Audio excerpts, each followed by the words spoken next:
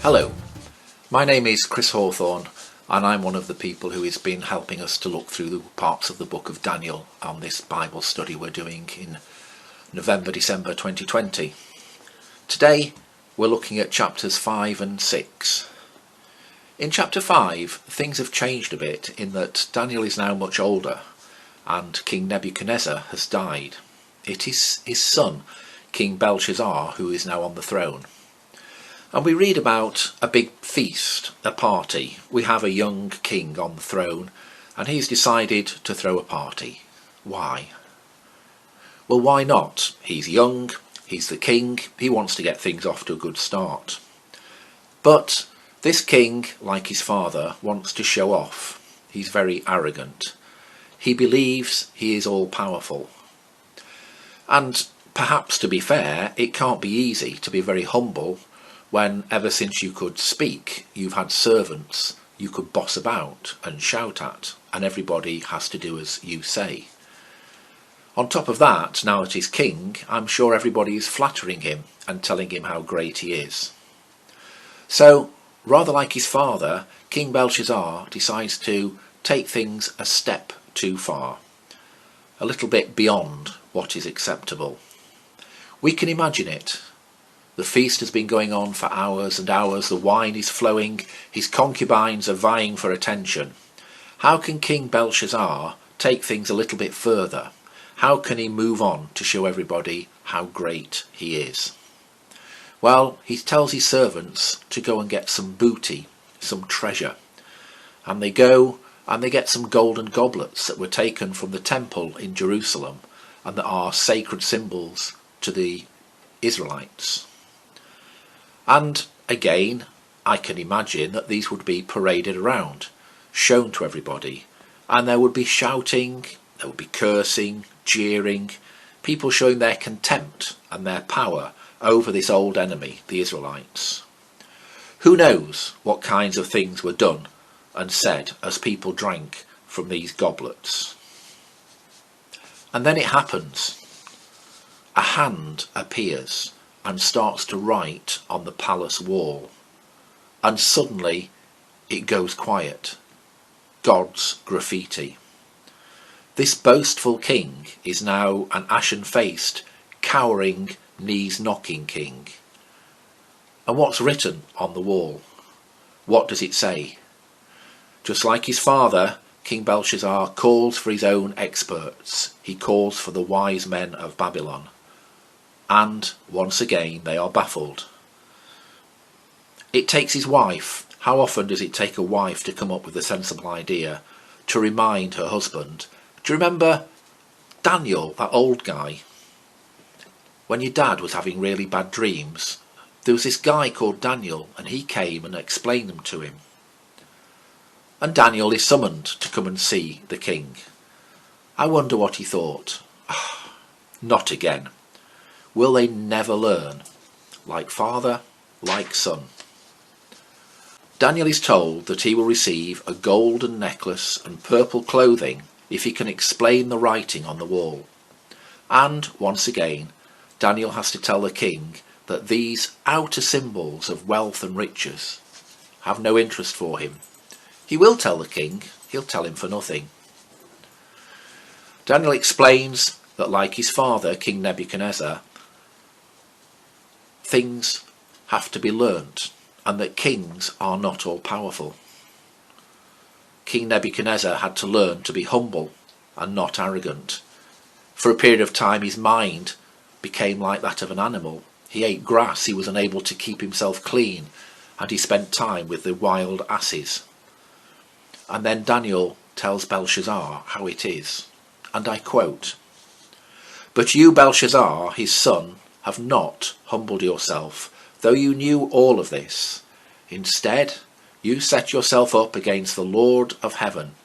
You had the goblets from the temple brought to you and your nobles, your wives and your concubines drank from them. You praised the gods of silver and gold, of bronze and iron, wood and stone, which cannot see or hear or understand. But you did not honour the God who holds in his hands your life and all your ways.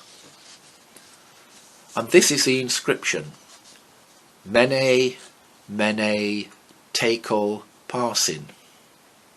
What does that mean? Mene, God has numbered the days of your reign and brought it to an end. Tekel, you have been weighed on the scales and found wanting.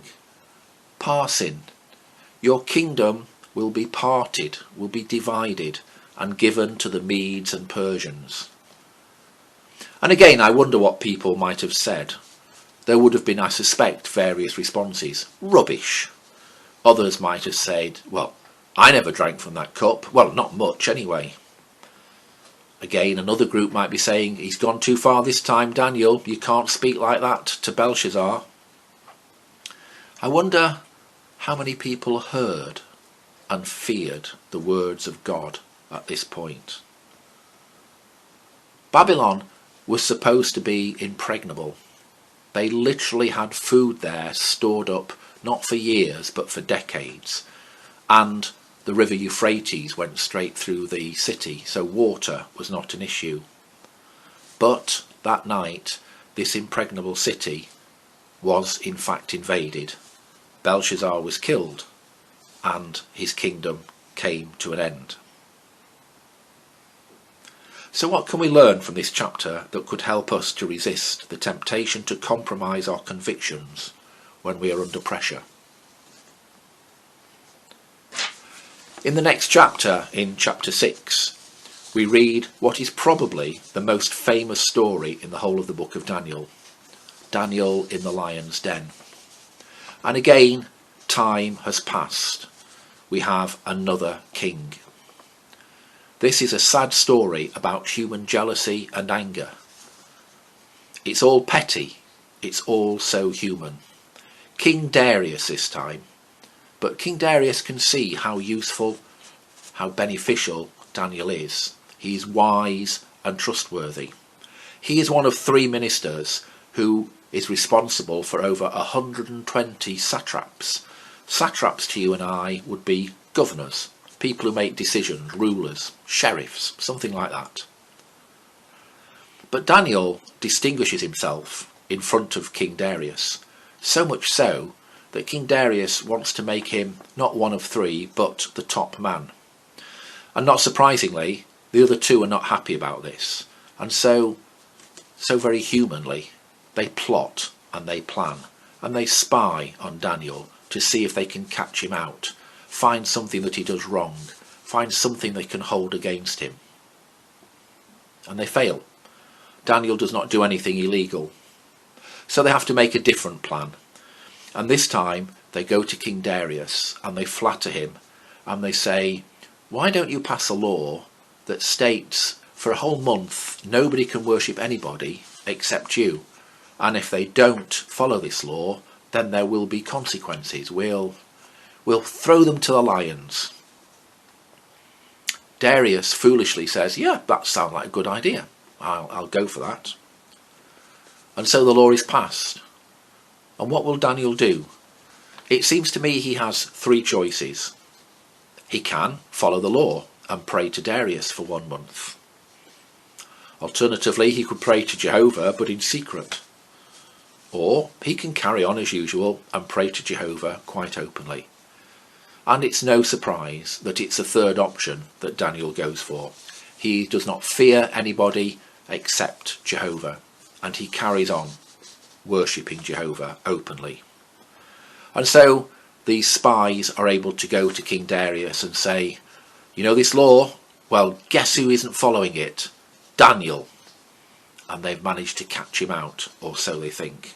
They feel triumphant. King Darius actually is very, very upset because he realises that he's going to lose his best man.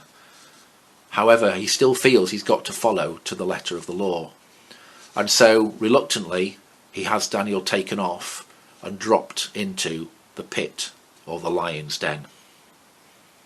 King Darius couldn't sleep that night. He's worried, he's frightened, he's disturbed. And the next morning, well, he rushes off to see how Daniel is. And of course, Daniel is absolutely fine. Nothing has happened. I wonder how I would feel if there was a death sentence because I was a Christian. I wonder how you would feel. As a result of his temper, King Darius has these so-called wise men and trusted men who have betrayed Daniel thrown into the den instead, along with their wives and children. And I have to say, when I read this part of the story, I go back to a conversation that we had some 3 or 4 weeks ago about these stories in Daniel. It's a story that is full of heroes, people who are Israelites who demonstrate their love of God in the face of difficulties and their faithfulness towards God. And yet, we also discussed, what's our attitude to the Bible? Is it just something that is literally word for word true?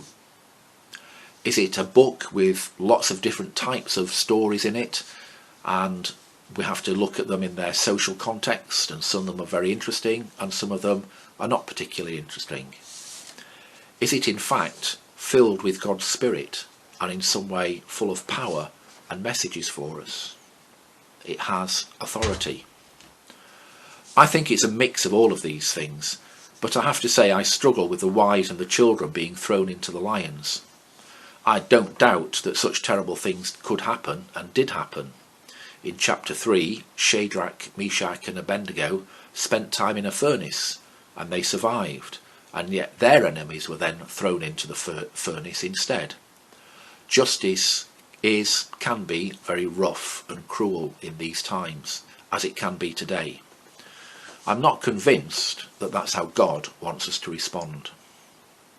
I wonder if I was being spied on like Daniel, with my papers, prayer life, websites being checked through, would I be found blameless? What do we learn about God's character from this chapter and the other chapters in the book of Daniel? If Christianity was made a crime, would there be enough evidence to find me guilty? I hope that you've enjoyed looking at the first 6 chapters of Daniel over the last few weeks. Thank you too to Angela and Steve for their ideas and for starting us off in the first 2 weeks. Finally, if you can, we hope that you'll be able to join us on Tuesday evening in our Bible study held on the Zoom, and you'll be able to find a link there on the St.Anne's webpage. Thank you for listening. Take care.